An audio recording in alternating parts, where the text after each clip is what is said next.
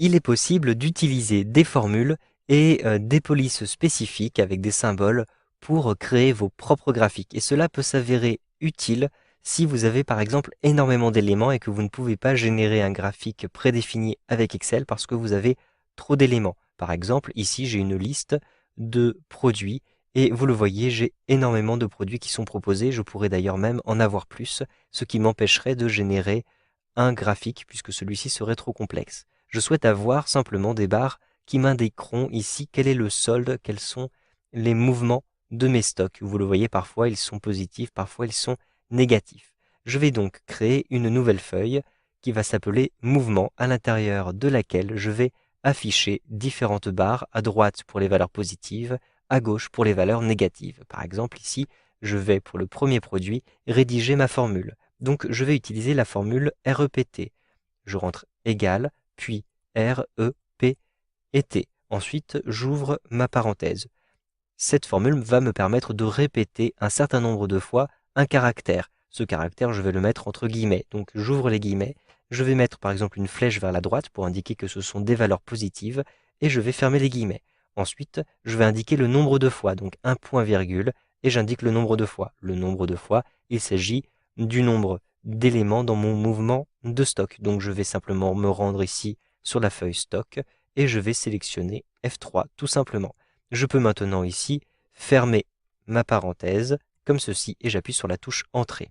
Donc ici, vous le voyez, je vais avoir une erreur. Pourquoi? Parce que si je me rends ici dans les stocks, j'ai effectivement une valeur qui est négative. Cependant, si j'automatise ma formule partout à l'intérieur de mon tableau, je positionne le curseur de la souris en bas et à droite de ma sélection, je clique, je maintiens le bouton de la souris appuyé et je déplace le curseur de la souris de manière à bien automatiser cette formule à l'intérieur de mon tableau.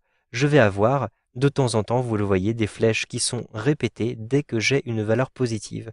Mais je vais avoir des erreurs dès que mes valeurs sont négatives. Donc je vais devoir complexifier un petit peu cette formule. Au lieu d'utiliser directement la formule R, E, P et T, je vais simplement mettre ici la formule SI, SI. Ensuite, j'ouvre ma parenthèse et je vais préciser qu'il faut absolument que les stocks soient positifs.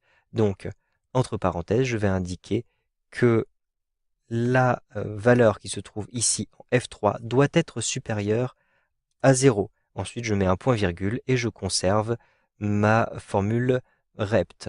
Ensuite, je vais rajouter un point virgule ici et quelle valeur sera affichée si cela est faux? Eh bien, rien du tout. Donc, je vais mettre juste deux guillemets et je ferme ma parenthèse. Donc, vous avez compris comment fonctionne si. Vous avez d'abord le critère, ensuite vous avez le message si oui, et enfin vous avez le message si non. Donc, si le message est affiché parce que les stocks sont supérieurs à 0, alors je vais avoir une répétition de ce caractère-ci. Si mon stock est inférieur à 0, eh bien j'aurai simplement un caractère vide. J'appuie sur la touche Entrée et vous le voyez, j'ai donc un caractère vide à cet endroit-ci au lieu d'avoir un message d'erreur. Je vais maintenant automatiser cet élément-ci à l'intérieur de mon tableau comme ceci jusqu'en D27. Et donc vous le voyez, les différents messages d'erreur vont disparaître.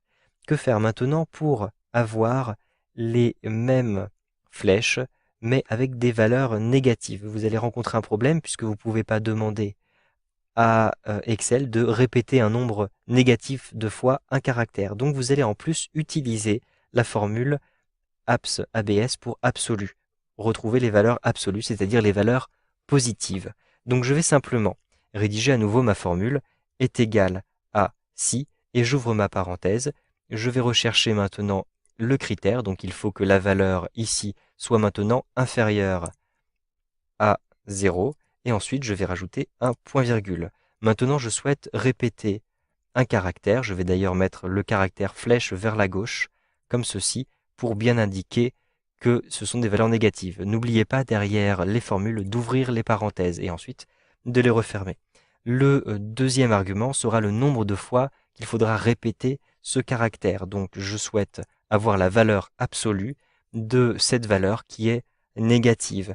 Je ferme ma parenthèse et je vais même la fermer deux fois puisque j'ai terminé la formule. Ensuite, je vais rajouter un point virgule et je vais rentrer le deuxième argument pour la formule si que j'avais commencé ici, ayant d'abord un critère, puis ici le message si le critère est vérifié et maintenant le message si le critère n'est pas vérifié. Donc je ne souhaite rien afficher si le critère n'est pas vérifié, je mets simplement 2 guillemets et je ferme ma parenthèse. Ensuite j'appuie sur la touche Entrée et donc vous le voyez, en utilisant cette formule absolue, je vais avoir la valeur positive qui sera utilisée pour ma répétition. Maintenant, je vais simplement positionner le curseur à cet endroit-ci et automatiser ma formule à l'intérieur de mon tableau. Si vous souhaitez maintenant aller un petit peu plus loin avec ce type de graphique, sachez que vous pouvez appliquer une police de caractère un petit peu spéciale et donc afficher des éléments un petit peu différents. Donc je vais ici sélectionner toute ma colonne comme ceci, donc toute la colonne B. Je vais modifier la police de caractère utilisée. Donc en cliquant à l'intérieur de la liste, je vais utiliser par exemple la police de caractère Webdings.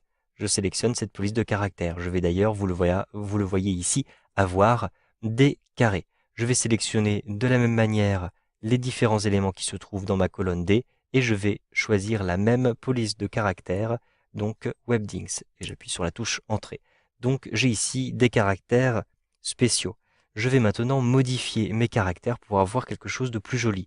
Donc par exemple, en utilisant le raccourci clavier CTRL F, je vais rechercher et remplacer des éléments à l'intérieur de mes formules. Donc je vérifie bien que ici, je vais regarder à l'intérieur des formules et je vais rechercher par exemple donc mon caractère flèche vers la droite et je vais le remplacer par le caractère 4 comme ceci. Je clique ici sur remplacer tout et donc vous le voyez, je vais avoir des petites flèches qui ont été utilisées. Il s'agit du caractère 4 de Webdings. De même, ici pour les petites flèches vers la gauche, je souhaite utiliser le caractère de Webdings 3.